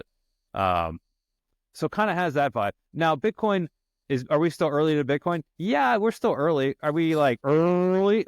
No, obviously not. Right? It's not, there's a lot more. When the politicians are talking about it, we're not as early. Sure. Now, is there still a lot of upswing in terms of like dollar value? I mean, of course, the dollar is not getting any stronger, right? Like you look at the writing on the wall and it's like, how is Bitcoin not worth $1 million today, right? Like that's what I ask, or even $100,000. It's mind blowing. So it's like, in that sense, yeah, we're way fucking early, dude. Like, we're really early when I think about it like that. People still don't understand it. They still think of it as like as a high risk thing, right? Whereas like, I think once you're a Bitcoiner and you've been on for a while, you're like, not having Bitcoin is the high risk, right? Like that's how we view it. So until there's more mindset change around that, yeah, I would see it as we're still pretty early. I think we are. How long is that going to take to grow? I mean, I don't know. Like, really bad judge at that, because at like Bitcoin meetups in like 2012 that I would go to, we'd always talk about, oh, it's going to be worth, $1,000, 50 years from now, because it's like you have a hard time really grasping how exponential growth works and how it just takes off. Because when it takes off, you're just like, you just wake up one day and it sounds like, it's like, what is going on? And then it's just like, it compounds every day. We're just like, the insanity it just keeps getting crazier and crazier. You just get, in a lot of ways, you just get wrapped up in the FOMO. You're just like, what can I sell? How can I buy more Bitcoin? You're like a crackhead, right? Like, you're just like, I need another hit, but I'm all out. Like, I'm already 100% Bitcoin. What can I get rid of? Like, you're just like, what can I do? Can I get another job? Like, get rid of a kidney or something? Yeah, anything, whatever. Like you get that feeling, and I think we're due for another one of those, right? Like, it's been a while, but I never know what triggers that. I never know how it kicks off. I don't know. Like, I feel like for Bitcoin to really take off, things just are going to get worse in the world, and that's what sucks, right? Like, I don't want to see $1 million Bitcoin next year. Like is that good for me? Sure, financially, I guess, but like, is that good for the world?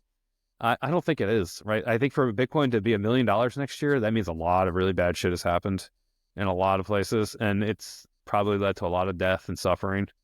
So like, I don't cheer that on. Like, I expect it to happen. I don't know about next year. Like, I expect things to get worse. Like, I plan for that, but like, I'm really not cheering that on, because it's like, it's like the scene, that we don't fucking dance or whatever in The Big Short, right? It's really what it is. Like, I'm not gonna be celebrating that. Like, being right about Bitcoin doesn't feel like something you want to celebrate. It never. I mean, there's been times where it has, and then you're just like, what am I happy about, right? Like, just like, you feel good knowing that you made the right decision, but that, because you're not a piece of shit politician, you're a human that cares about other people. It sucks, right? Like, it sucks being right sometimes, even while feeling good at the same time. It's a weird feeling. I've never experienced that before Bitcoin. It is like, because Bitcoin is such a measuring stick for just, let's say, clown world fuckery. Like, yeah. It is a really good measuring stick for that, but it's like, okay, if we're measuring that in, if we're pricing it in dollars, and it's going up and up and up in dollar value, and if it's going up in dollar value, it's certainly skyrocketing in every other currency's value, even a bit more. Yeah, even more. Like, Turkish lira, we've already had Omega candles, like, so, because it's a shittier fiat, right? Yeah. But I think you're right that there is that weird feeling of like, just like, don't fucking dance, like, because shit is, there's a lot of messed up stuff in this world. A lot of people are really, really struggling. Mm-hmm. Bitcoin is absolutely a lifeline for people, but sadly, it's a lifeline not enough people have realized yet. Yeah, they still don't know about it. Yeah. That's another way you can tell we're early. But it is nice to know that even in like these countries where their money is so devalued, that there are people who have like, yeah, Bitcoin saved my life. Like even like, I think Saifedean, like him switching to Bitcoin, being in Lebanon, like that was his lifeline, right? Like that. There's so many people like that. So it is nice to hear that. It's great that they have that. They never had that option at any point in history before, right? Other than like stashing gold in their house. But then, there's so many stories of that, of that being taken from them or whatever. And, now they can actually cross borders with this money, and they can escape. with their wealth, with their savings. Like that's never been a thing in history. Like not in this way. So that's a very positive thing about Bitcoin. But to get there, you have to have Bitcoin. You have to learn about it. It's not easy. You can't trust custodians. There's so much to it. But if people that are willing to go down that path and do it, it's saving their lives in countries, outside of the U.S. Saving plenty of people's lives in the U.S. But you see that a lot in just other countries too, third world countries, or even first world countries. Well, I think too in like the United States, because even though there's a lot of messed up stuff that happens here and a lot of people very much struggling, we still have a higher standard of living than Absolutely. The vast majority of people on the planet. And so it's like that's a good thing for people in the United States, but it's also, I think, oftentimes a hindrance to people really grokking Bitcoin because something my father-in-law says a lot is you get smart by force, not by choice. And this is him having escaped a communist country. It's true. And it's like you literally get smart because you are forced to get smart. If everything's cushy, if everything's easy, yeah, then you're just comfortable staying in the matrix, right? Like Yep.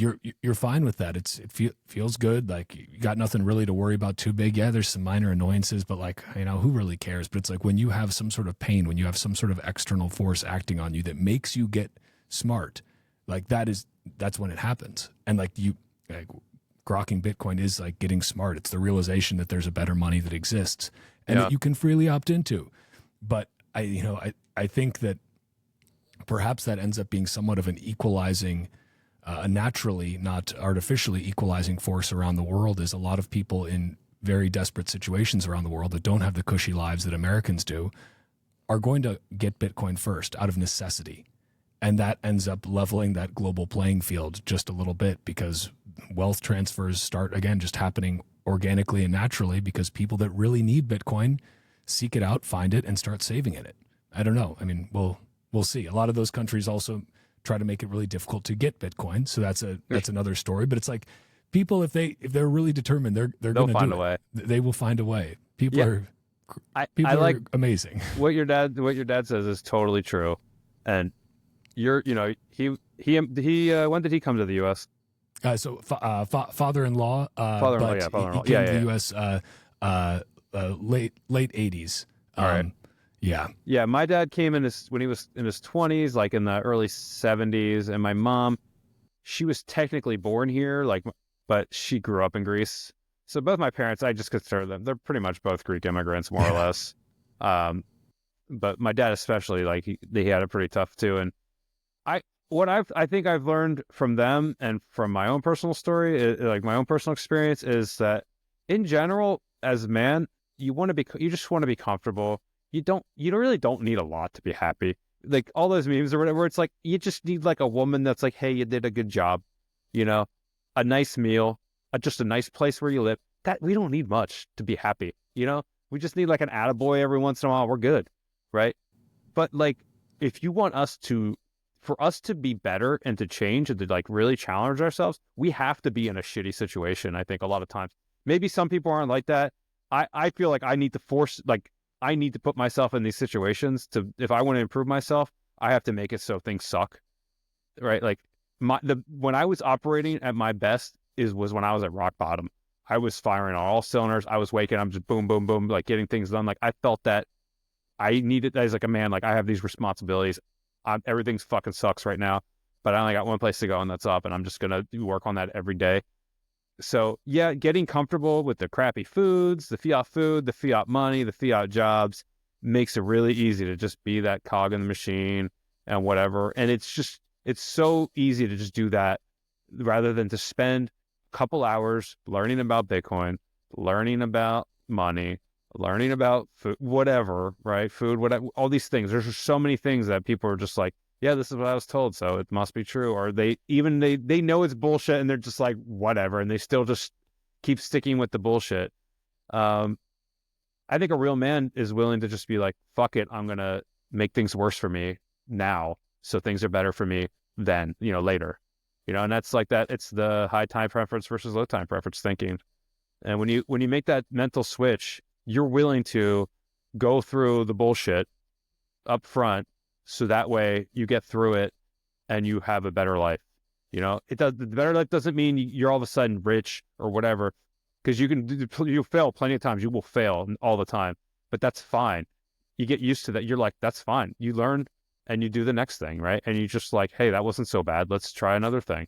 Let's keep going, because it's still at least I'm doing something that's not just mindless mediocrity. You know, like that's it's such a better way to live than just doing the minimum, you know.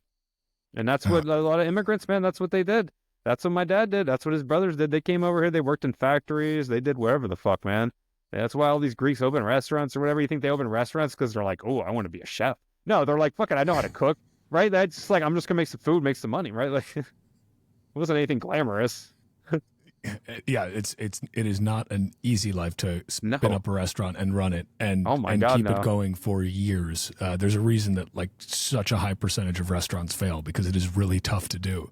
Yep. But no, you're right. I mean, that's the thing that, I mean, the immigrant mentality in America is really powerful, because, and you realize, because it's a self-selector too.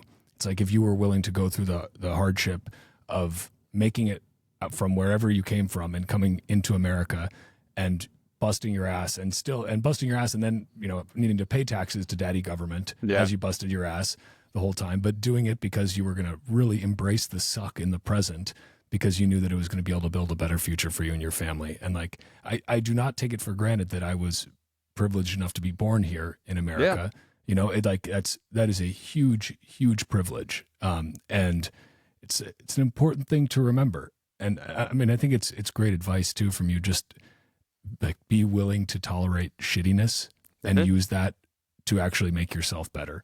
Because like, if you wallow in it, that's like, there's kind of two reactions to that, right? You either wallow in it and, you know, woe is me, everything's so shitty, I'm such a victim, or it's like, fuck this sucks. I want to work really hard so it doesn't suck anymore. Exactly. And those are kind of your two choices. Like, you really don't have another way. Like, there's no middle ground there. It's either embrace the suck and use it to make yourself better, or just wallow in the suck and let it drown you. Like, and you know who's going to encourage you and be there for you? Other Bitcoiners.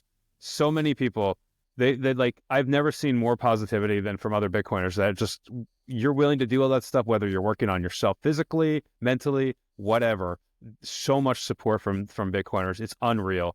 Because so many of us have that mentality, and I love that. It's so cool. And like you were saying, like the whole immigration thing, like, could you imagine just going to another country with another language and everything and like dealing with that? Like, that's insane to me. Like, you could have just stayed home in this other place and just dealt with the crap there. Not that it was a great world, but like, to take that kind of chance, like, man, such respect to like my family. Like, I just think about that and I'm like, man, that took some balls, man. That takes balls. And that's the problem. A lot of people, they just don't have the balls to do shit anymore. And that's like, I fall in that too. You get real comfortable with your life. I mean, I was pretty comfortable the past few years, and that's when I was like, you know what? I'm tired of being a pussy who's afraid of heights, afraid of flying. I still fly, but I'm just always a bitch when I'm on an airplane, and I'm sick of it. And that's why I was like, fuck, I'm going to fucking flight school. And it was the worst, greatest experience of my life. Like, I spent the first few months just hating it. And then it's like, but I was going 3 times a week, going out to the airport, flying a fucking little Cessna 172, getting in that thing. I'm like, what am I doing? I'm going to die. This is awful. I hate it. It's summertime. The turbulence is so bad when I'm taking, and it's just like, here I am doing fucking pattern work again. Fucking hate this. And then within a few months, I was like, oh, actually, I kind of like this. This is actually kind of fun. Oh, I understand why the plane's moving like this. This isn't so bad. I was like, man, a month ago, I was such a bitch. You know, and it's like, it wasn't really that hard. Like, it just took me wanting to do it. And doing it, you know, and like, and now that's like something like, that sounds kind of minor, like, but it's like, I conquered a fear. Like, that felt fucking great. So then it's like, you do something like that, and then it's like, now you have no other excuse for anything. Like if you got over that, it's like, what's your excuse for this other thing you don't want to do? You're just a bitch, you know, and you just like, you need to tell yourself these things. Like, you got to be willing to keep growing as a person. And, yeah, this all does relate to Bitcoin, I think. I think it really does in a lot of ways. No, I think so too. It's like, for a lot of people, maybe it's there's a, like, how do I say this? There's fear of conquering a fear, or fear, because then if you conquer it, you no longer have that crutch. Yeah. Like as soon as you get rid of that, then you're The just standing on excuse. yep, there's no more excuse anymore. And I think for a lot of people that are very comfortable in their lives right now, this is, people in, that, well, whether you're in a Western nation or you are a wealthy person in a not wealthy nation, you're very comfortable. You don't feel the need to change. And it's like trying to understand Bitcoin and learn about Bitcoin and study Bitcoin and then start saving in Bitcoin is like a little bit of an admission that what you're doing right now is maybe not actually sustainable. Like it's not the life path you're on now is not actually a long-term solution. Yeah. And that you like this other thing exists that you can freely opt into, but you kind of have to admit like, okay, what I was doing before really wasn't going to keep going that way forever. Like it was going to crash and burn at some point because I was using an unstable unit of account as my, denominator. Like it's that mentality switch of accepting that things are fucked up, accepting that you have things good right now, but that actually maybe you weren't as smart as you thought. Like you because you didn't adopt Bitcoin sooner. And that's okay. Like it's a little bit of an ego killer to be like, it requires okay, a great deal of humility. Yeah, it does. And the ride, the Bitcoin ride, the longer you're on it, the more humility you become more humble for sure. Like it humbles the shit out of you constantly. Like you get humbled over and over, and eventually you're just like, hey, it's fine. I'm just gonna let it happen. Like it's like the price is crashing, whatever. Like you just have to deal with that. Like that's not why I'm here ultimately, right? Like it's nice. Number Go Up's great, of course. We love Number Go Up, but there's just more to it than that for sure. And yeah, people don't like being wrong, I think, and it's okay to be wrong. It's okay to make mistakes and whatever. And Bitcoin definitely does help you with that. It's completely changed my life in every possible way, like the way I think, the way I live. And I feel like I know you can relate to this. Having a partner, having a wife who is 100% on board and has been the whole time is like, I could never have done this without my wife. I know it. And that just means so much. I think that's so important. I hear stories, people are like, yeah, I have Bitcoin, but I haven't told my wife. And I'm just like, oh, that's not good, brother. Like, you're setting yourself up for disaster. And it's like, again, it's like, yeah, maybe it's going to be hard convincing her or whatever, but it's like, if this person cares about you, right, she'll want to listen and try to understand where you're coming from it. But like, if you hide it from her, that's even worse. Like, she should be pissed probably. And maybe we're just very fortunate in that we have wives who like grok this and are like, we're the unicorns, dude. We got the girlfriend and she has got Bitcoin. Yeah, but it blows my mind when I'll hear people be like, yeah, I've been stacking for like years and I keep trying to talk to my wife about it, but like she's just not interested. I'm like, dude, I'm sorry, that sucks. I literally cannot relate at all. I can sympathize. I cannot empathize. Like that must suck. But like, man, if somebody loves you, it's like you would hope that they would listen. Yeah. And like, but yeah, whenever I hear those stories, I'm like, damn, I am very grateful that my wife is very based and has been on this journey right alongside. Dude, I met my wife in the Free Talk Live IRC chat room. So amazing. We were already both Ideas of Liberty, right? Like totally on board.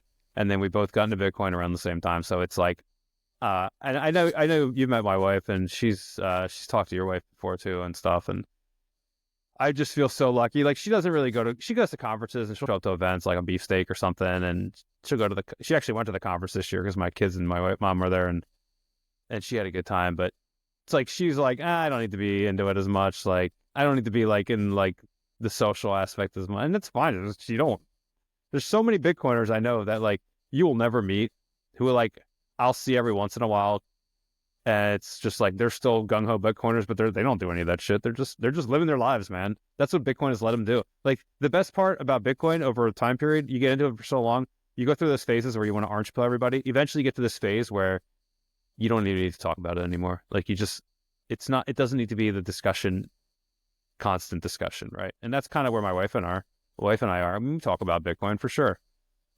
Especially newer things developing or whatever. But in general, it's like, it's not the focus of our lives. And I love that, right? Like, it's nice to reach that point. And I think that only really comes with time. right?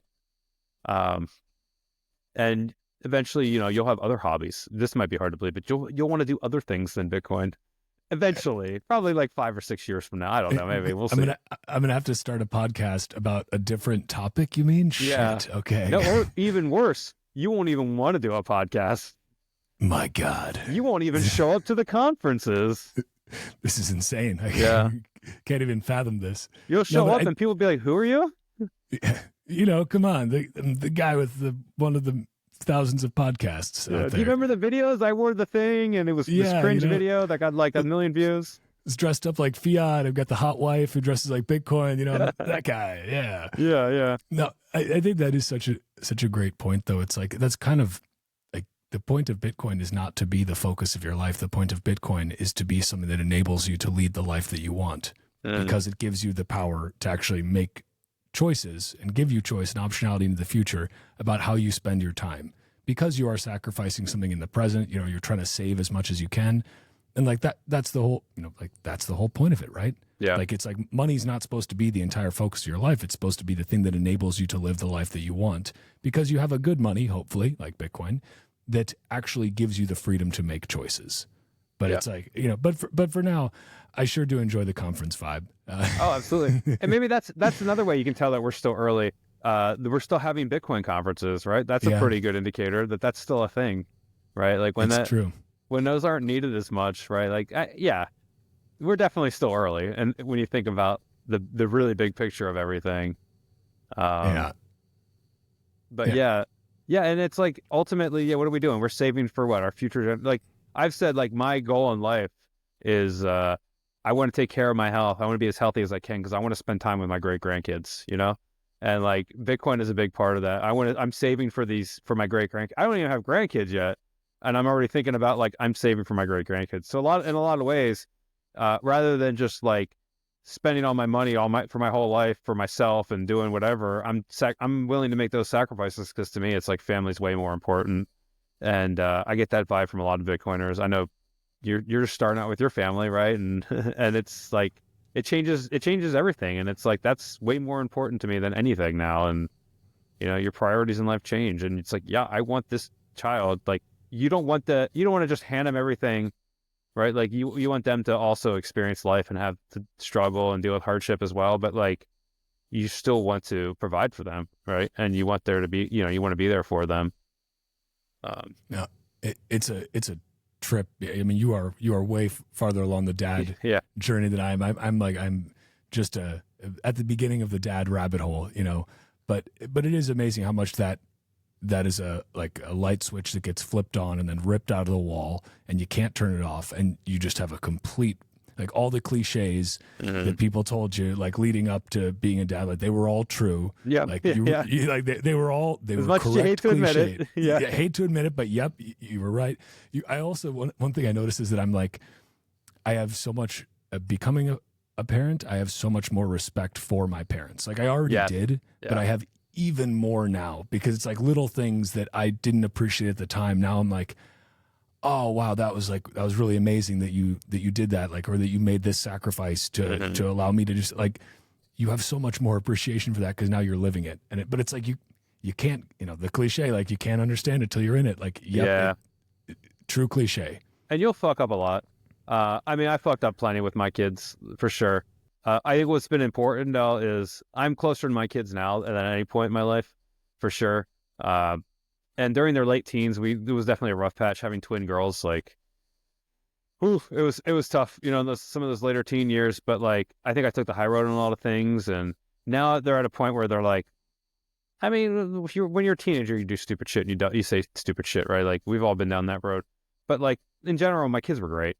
But there's some things that it's like I did in the past that I was not happy with, and I've talked to them about where I'm like, hey, I'm sorry, I made the wrong decision here. Like I didn't do the right thing, and I'm owning up to that now, right? Like I wanted to do better, like, and going forward, I think I've done better, right? And I think it's important to be able to have those conversations with your kids when it's like, hey, even when they're young, it's like, hey, I shouldn't have done this or said this or whatever, and I'm sorry. You have to teach them to, you don't want your kids you can't just tell your kids to apologize all the time and then just be like, I'm perfect, I'm never wrong, right? That's just part of being a father too, and a lot of that. But I definitely like now that they're like adult children where we can just talk about a lot more things, and I enjoy that. But man, when they're little too, when they're babies, it's just a magical time for sure. And I always say they, I don't say when you have because I only think in like doubles, right? I can't imagine just one kid, so I'm always thinking in multiples. I can't imagine doing it with twins. That's like respect, man. That's a lot. It just happens, and you're just like, okay, going from 0 to 2 is nuts. Yeah, you can't just give like, well, okay, we just need one. We'll just keep the one. Can we just start? Can we get the other one like a year from now after we've kind of figured things out? No, not at all. But, well, man, Mandrik, I appreciate you sharing this time with me very much. This was a blast talking with you. One other question I wanted to ask that's completely un-Bitcoin related. Perfect. Is because you also mentioned you read a lot of fiction. I do. What are you reading right now, or what is something maybe you've read in the past year that you would really recommend, and like specifically fiction? I'd love to know. Okay, so I've always been a fantasy nerd all my life, and sci-fi. So those have always been my favorite. Perfect. I wanted to read Stormwind Archives by Brandon Sanderson for a long time, and I put it off because I really hate starting an epic series, especially when people are like, this is so good, and then having to wait for every book, multiple years. Especially just after getting burned when Game of Thrones, those novels and stuff, like, Song of Ice and Fire, all that shit, like having to wait and then just waiting forever. So like, I finally decided to start reading those this year, and Brandon Sanderson is just like the best epic fantasy writer right now, like modern, even in general, he's just like one of the greatest ever. So he has the final book is finally coming out at the end of this year, December. I think the first book was like 2010, 2011, around then. First of 5. Well, there's a couple like books, whatever. But anyways, like I was like, I've been putting these books off for like 8 years, 9 years. I'm finally going to read it. No ways they're going to live up to all the hype. I read book 1 and I'm like, this is better than the hype. I'm like, how the fuck? I'm like, this book has been hyped to me for for almost a decade. Like this whole series. And I started reading that. I went through it. They're huge novels. And I went through the audiobooks in like a month or two, like a month and a half or something. It was insane. Wow. And is this part of the Mistborn series, or it's separate from that? It's part of the same like world, but okay. It's just like a different, there's not really, you don't need to read the one to know to understand the other. Because I literally, because Lynn Alden recommended it, I literally just started reading the Mistborn trilogy. Great. Well, there's the way those are done there's a trilogy, and then and I think he's going to do the same thing with the Stormwind Arc. This is what he says he's going to do with these books too, where there's like, here's these books, and then there'll be another series that takes place, like hundreds or thousands of years later. He did that with Mistborn. I'm actually rereading Mistborn right now because I never read the second part because it was never finished, so I never started it. So I'm like on book 3 of the original trilogy, and then I'm going to finally start reading those. And then I'm just going to go through and start the Stormwind Archives again. I'm going to reread those books, which I never reread. I always reread, but usually years later. But I'm going to reread all those once I'm done with all the Mistborn books. So that way, as I'm finishing book 4, book 5 will be just coming out, or it'll already be out or something, because it's coming out in December. So, oh man, well, I'm even more like I literally excited. I'm like 5 pages in. Like I literally just started reading it. You're in for a treat. I was reading it out loud to Carla and the little guy to try and because I wanted to read it, and then also so that he would fall asleep one of the nights. But how are the audiobooks? Because I'm always I enjoy audiobooks a lot, but I'm also a little bit of a snob when it comes to like if it's got a shitty narrator, I cannot do it. He used the same narrators as what the hell is it called? From the Wheel of Time. I'm looking at my phone right now, my audiobooks. So the Wheel of Time novels, Robert Jordan. I read those when I was younger, like fantastic. I read those when I was a kid. Yeah. Well, you remember the very final book? Robert Jordan died before it was published. Brandon Sanderson finished it, right? But yeah, the same people who did the audiobooks for those did the audiobooks for they pretty much do all of Sanderson's audiobooks. It's Michael and Kate something or another. I can't remember their names. They're fantastic though. Well, so we have male and female voice parts then for the Stormwind books. Yes. Okay, nice. He doesn't. Michael Kramer, yeah, he's doing all. He does all the Mistborn novels, and he's great. I love his voice. He's just fantastic. Now those are fantasy novels. The best sci-fi I've read recently, I'd have to say, The Three Body Problem. I know. I heard they came out with the show for that, and I heard it was like a pretty simplistic version, but still very good. I enjoyed the show. I haven't read the books, but I enjoyed the show. Books are fucking nuts, dude. They are so stupid good, like ridiculously crazy ass hard sci-fi. Like it, and they just like the first book, you're just like, oh my god, this is crazy, and then the second book, you're just like, what the fuck? And then by the third book, you're just like, what the fuck am I like? This is nuts. But I'm in. Like this is so. It's just wild. It's wild, dude. I would say huge, just huge. Like it's already. I know it's already like highly recommended by everybody, but like for a good reason. Now the one series I will say, the last one I'll mention is this was one from like the 80s or 90s. Have you heard of Hyperion? The Hyperion Cantos by Dan Simmons. This rings a bell, yeah. I read that a couple years ago. There's 4 books: Hyperion, The Fall of Hyperion, Endymion, and The Rise of Endymion. Top 5 favorite books of all time. That series, really? Just hands down. I read through those. They're I want to reread. When I finished the series, I was like, I can't wait to reread this in a few years. I wanted to literally just start reading them again. They were that good. That's a good sign. I just didn't. Yeah. But I'm like, I don't. There's so many other books I want to read. I just don't. I feel like did you ever read something where it was so good you can't read anything for like a month because it's just they had that impact on me. It wasn't a month, but it was like I had to force myself like 2-3 weeks later to be like, pick up a book, start reading again.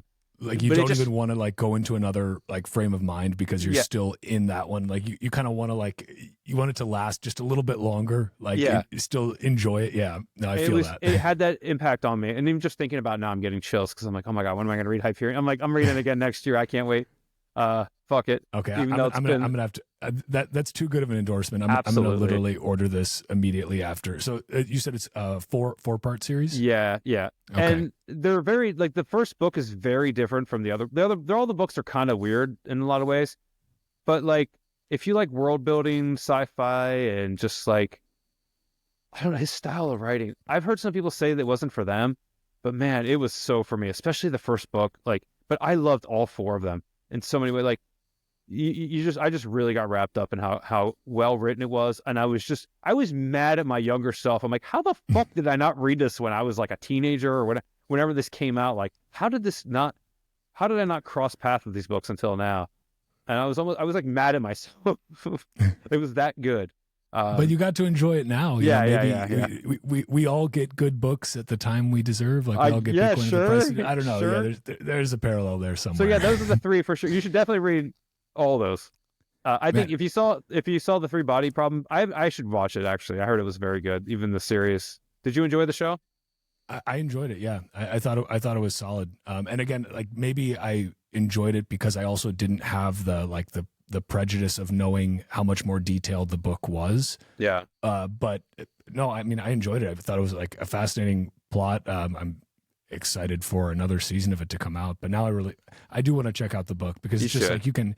I mean, like at least with a series, you get so much more detail than you can with just like a standalone movie. Like that's the thing. It's so hard to watch just like a major motion picture these days because it's like, okay, like an hour and a half, 2 hours, like you're only going to have like shallow plot development to a certain extent. Sure. Some directors can do a really nice job of it, but like, if you've got like a 10 episode series, you can just do so much more with it. Like you can actually take your time and like, I think the one exception to that recent history, because it's true, like 99% of the time, Dune was done so well. I felt like every single scene from the book was in the first movie. Like I felt like it was just like scene for scene, that first movie. And I was so blown. And then the way it was like artistically shown in the second book, I consider Dune the most overrated sci-fi novel of all time. That's my hot take. Everyone says I'm an idiot. Spicy. Very spicy take. It doesn't mean it's bad. I just think it's the most overrated. I enjoy it. It's fine, but people are like, it's the best sci-fi novel ever. And I'm like, bro, come on. Like, I don't get, I read it as a teenager. I read it in my 20s. I read it in my 30s. I read it like 4 different times in my life because I just like, every time I'm like, maybe I was wrong. I want to re-challenge myself on this. And every time I'm just like, meh. And I've read a bunch of the Dune books. But man, when I watched those movies, I was like, this is so much better than a fucking book. Like I never say that. Very rarely do I have that feeling, but the Dune movies, especially the first one, oh my God, I was so blown away by it. And I love this. After I only watched the second one once, I got to in the theaters. I got to go see that again. Have you watched the original Dune movie too? Yes, back in the day. It's been I should rewatch that though. Oh, it's so amazing too, because I hadn't seen it, and then I watched it after watching both of the newer Dune ones, because I was like, I love like that era of sci-fi movies is like incredible, because it's got that perfect level of cheesiness to it. Like that seems cheesy like to they're us serious now, about the cheese, that's but why. it's super serious at the time. Yeah, and like it's incredible. Yeah, what's his name? Is it Kyle MacLachlan from Twin Peaks? You know, I think it's Kyle. Yeah, I think it's Kyle I think that's a show I tried to get into, Twin Peaks. I really want to get it. It just didn't. How far did you make it? I didn't make it far enough, I think. Okay. Man, it was rough. What I would say, because that Twin Peaks, I hate when people like, no, you got to watch like 10 episodes. I'm like, man, I know. It goes from like typical small town, like dark murder mystery, soap opera, to like, what the fuck is time and space and reality, man? I didn't get there, and I know I'm doing myself a disservice. But that's a show I'm going to rewatch. I'm going to give it a fair shake. I did give it a fair shake. I just, like, do you ever get an album from like one of your favorite bands when it comes out and you listen to it? You're like, this album sucks. And then you listen to it like a year later, you're like, this album's great. I just sucked a year ago. Like, I've had those experiences in life where I'm just like, no, I was just wrong. And I have a feeling that's what's going to happen with Twin Peaks. No, I would highly recommend giving Twin Peaks another chance. It does take a little bit of patience at first, but then like I knew nothing about it going into it, and Carl and I watched it together. And then you get to a certain point, and the vibe of the show just like completely changes, and you're like, oh, what? Like, did I like miss something? Like, was I warned about this, or we're just going? So yeah. I won't say any more, but no, that's fine. I like things that are like a real mind fuck, right? Like that's my kind of like my favorite. And like Three Body Problem has that show Dark. I think it's a Netflix show. Oh the German one. Yeah. Oh yeah, dude. I was like, people were like going to it dark. I'm like, haha. I'm like, I always go into things dark anyways. But then I watched it and I'm just like, well, I know what I'm doing for the next week, and it's just gonna be watching this show. That show is aptly named. Like it is really fucking dark. I'm going to say absolutely nothing about it. Anybody listening, just watch it. Don't look anything up on it. Don't watch a trailer. Just watch the. No. It's like, you don't need to watch 10 episodes. If you just watch one episode, you're going to be like, what's going on here? And then by like 3 episodes in, you're going to be like, I don't even know what the fuck. And I'm just not going to stop watching this now. Yeah, like I literally can't. I guess sleep is not happening tonight. No, that is a really good one. It's only 3 seasons too. Really easy to binge that one. It is. Well, man, Mandrick, this has been a treat. Thanks so much for coming on here, Thanks for having me on, Walker. It's good talking to you. It's always nice to see you in person and online. I'm looking forward to the next reunion we can do in person. I'm going to steal some more of that delightful baklava. And you're not stealing it if I'm just giving it away. Fine. I'm taxing your baklava. Man, but really, I'll drop your Noster and your Twitter in here. Anywhere else you want to send people, or I don't want to send anybody anything. I got nothing to promote, and that's the way I'm keeping it. That's amazing. Well, man, buy thanks Bitcoin. For sharing. Earn Bitcoin. Don't buy it. Earn it. Yeah, you can buy it too. Bitcoin. Earn Bitcoin. Man, whichever one. But earned Bitcoin is better than bought Bitcoin. It feels better. Absolutely. I gotta say that. But man, thanks so much. Appreciate your time, and looking forward to doing it again. Thanks, Walker. Take it easy.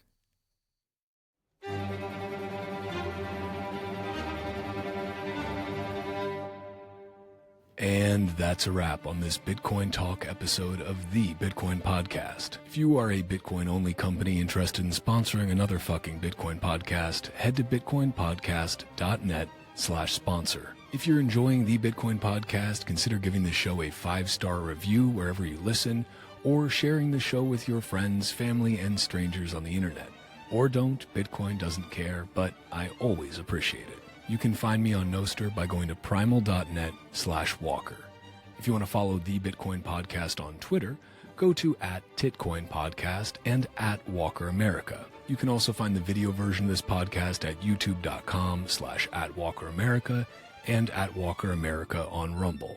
Or just go to bitcoinpodcast.net/podcast and find links everywhere.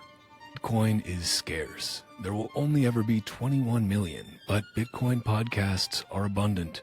So thank you for spending your scarce time to listen to another fucking Bitcoin podcast.